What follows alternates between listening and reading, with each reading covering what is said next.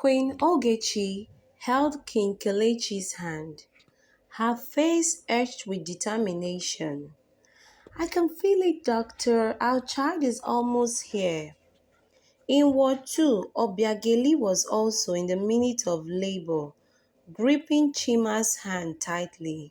"Stay strong, Obi," Chima whispered, his voice filled with love and encouragement. "Our son is coming."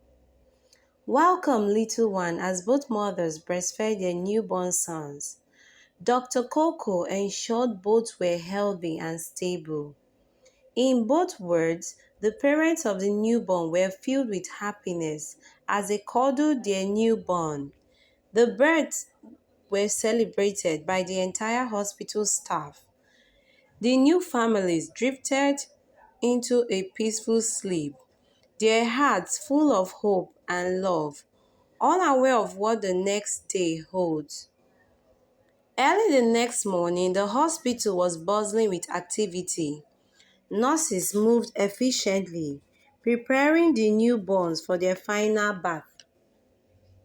Among the tiny infants were the two boys born to Queen Ogechi and Obiageli. Both babies were brought to the bathing area, their tiny distinct features noted by the nurses. As Nurse Chioma and Uche were about to bathe them, a sudden commotion in the hallway drew the nurses' attention. A doctor called urgently for their assistance. Thus, the both nurses rushed out to help momentarily, leaving the babies unattended to. Few minutes later, Nurse Chioma returned alone and quickly wrapped the infants in identical blankets, unaware that they had switched the babies. The mix-up went unnoticed as the babies were brought back to their respective wards. The both babies already switched were handed over to their respective mothers. Later that day, the two families departed from the hospital. None of them noticed that their child had been mixed up as they left with the wrong child. The mix-up had gone undetected, setting the stage for a future revelation that would change their lives forever. Days turned into weeks and the families settled into their new routines, each taking care of their son. Queen Ogechi and King Kelechi proudly presented their child to the kingdom, while Obiageli and Chima introduced their baby to their friends and family. Despite the initial joy, small peculiarities began to emerge. Queen Ogechi noticed that her son seemed to have different features, but she was assured by her husband that babies quickly change. Similarly, Obi found herself puzzled by her son's appearance. "Chima, do you think our baby looks different?" Chima said, "All babies change. He is perfect just the way he is." Queen Ogechi and King Kelechi named their son Lutana, a name that means "remember the father" in their native tongue. One morning, King Kelechi decided to perform an important royal tradition. "But first, we need to check for the royal scar on our son's hand. It signifies his rightful place as the heir to the throne." Queen Ogechi nodded, recalling the tradition that marked the first sons of the royal lineage. As they searched for the small distinct scar, there was no scar. They got agitated at first. Meanwhile, in the home of Obi and Chima, they named their son Chinonso, meaning God is near.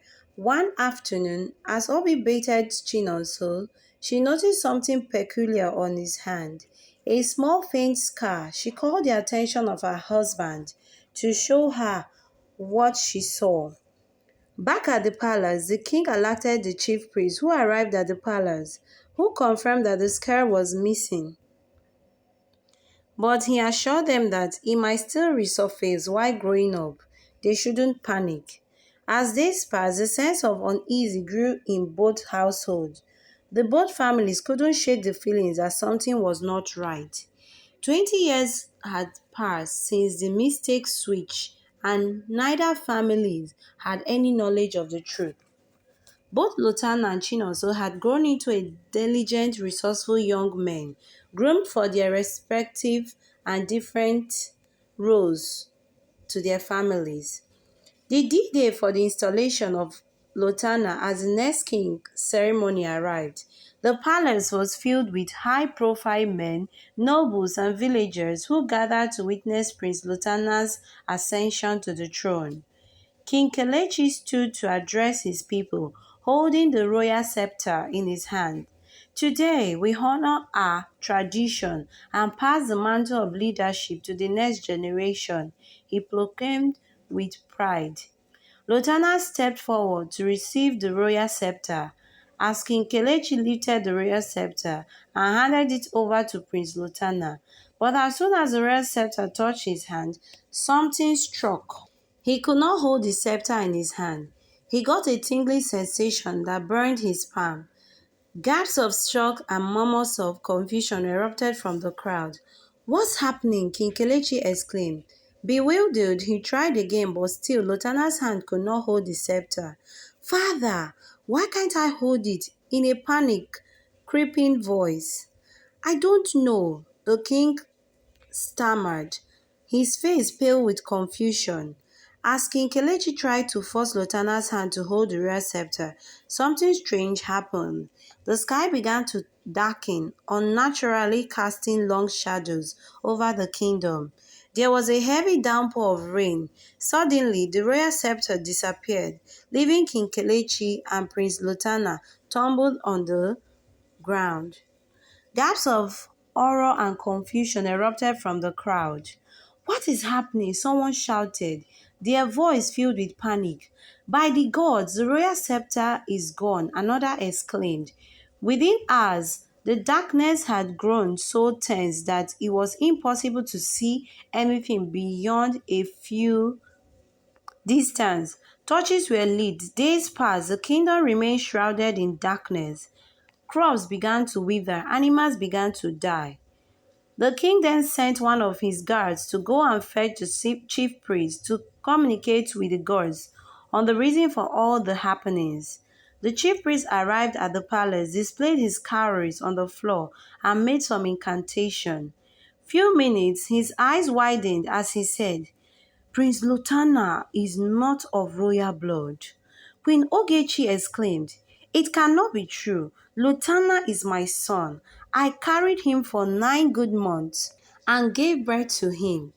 The chief priest continued, "There was a switch that occurred at childbirth." "A switch?" Queen Ogechi echoed.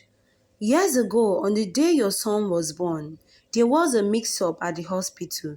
2 babies were switched." The revelation hit the king and queen like a thunderbolt.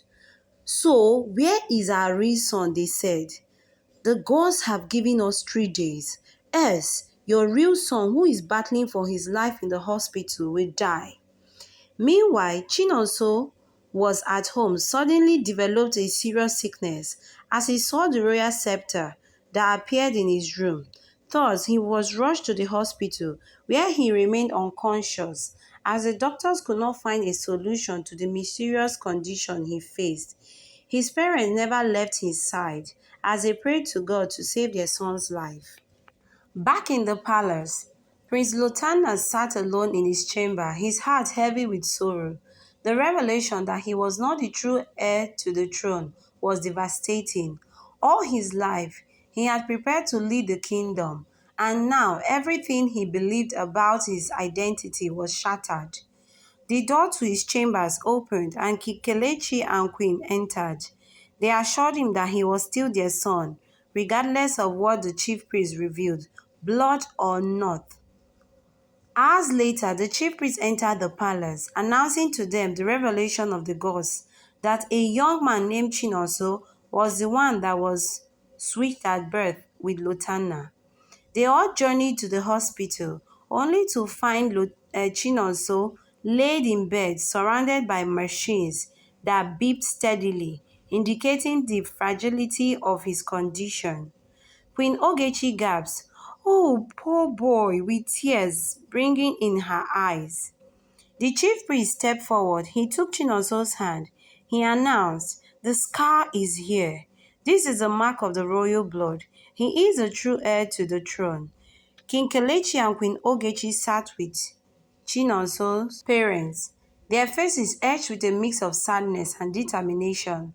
"We must tell you everything, the truth about the switch that happened at birth." After revealing that Chinonso was switched with Lutana at birth, Obi and Chima were shocked.